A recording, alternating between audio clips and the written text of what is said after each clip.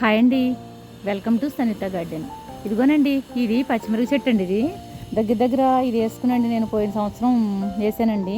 ఇప్పుడప్పుడు 2 సంవత్సరాలు మాట ఈ చెట్టుకి. చూసారా ఎంత బాగా కాస్తుందంటే, సంవత్సరం పొడికి అప్పుడు కాయ మొదలెట్టిన కాడి నుంచి సంవత్సరం అంతా కాసుకుంటూ వచ్చిందండి. ఫుల్ కాపు కాసింది. మళ్ళీ సెకండ్ టైం కూడా ఫుల్గా అప్పటి నుంచి ఇప్పటికి అలా ఇస్తానే ఉన్నాయండి కాయలు అయితే మాత్రం.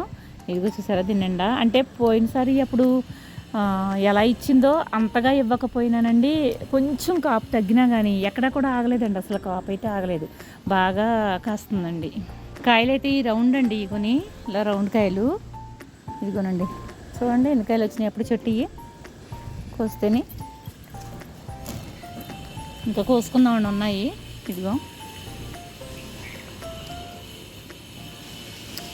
ఇదిగోనండి ఇలాగా.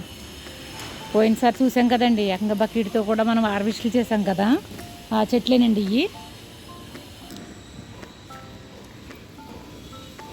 పచ్చిమిరపకాయలు బయటికి వెళ్ళి కొనుక్కోకర లేకుండానండి మన దొడ్లోనే 4 చెట్లు అలా వేసుకుంటే ఖచ్చితంగా మనకు సరిపోతాయండి. రోజు ఇన్నికాయలు కోసుకున్నాం అనుకోండి, అలాగో గుప్పుడుకాయలు మన కూరకు సరిపోతాయండి. స్టాక్ చేసుకోక్కర్లేదండి, చెట్టునే ఉంచుకోవచ్చు. రోజు గార్డెన్లోకి వస్తాం కదండి మనం, వచ్చినప్పుడు టైట్ అయిన కాయలలో గుప్పుడుకాయలు కోసుకుంటే మనకి రోజుకి కూరకు సరిపోతుందండి. నేనైతే అలాగే చేస్తానండి.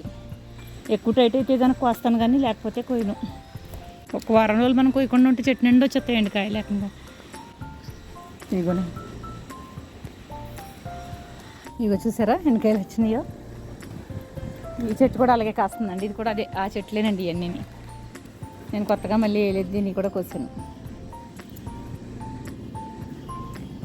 ఇగో నల్ల పచ్చిమిరకాయలు కూడా ఉన్నాయండి మనకి, ఇవి కూడా కోసుకుందాం. భలే ఉంటాయండి ఇవి అయితే. 4 వేసుకున్నా సరేనండి, ఫుల్గా మనకి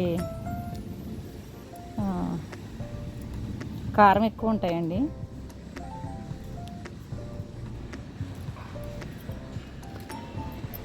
సరే ఇగోనండి, ఇక ఇక్కడ చెట్లు కూడా ఉన్నాయండి, ఇవి కూడా కోసుకుందాం. ఇగోనండి ఇవి కూడా కోసాను.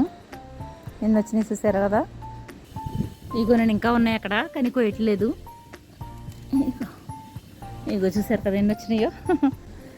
మనకు సరిపడి వచ్చేసినాయండి ఇగో పచ్చిమిరపకాయలు చక్కగా. ఇంకా ఉన్నాయి, అక్కడ కూడా ఉన్నాయండి తోటల్లోని. అవి ఇంకెక్కువైపోతాయి అనేసి నేను కోయట్లేదు, తర్వాత కోసుకుందామని. ఇగో చూసారు కదా ఎంత బాగున్నాయి కదండి. సరేనా, చూసి ఆనందించండి మీరు కూడా. బాయ్ అండి.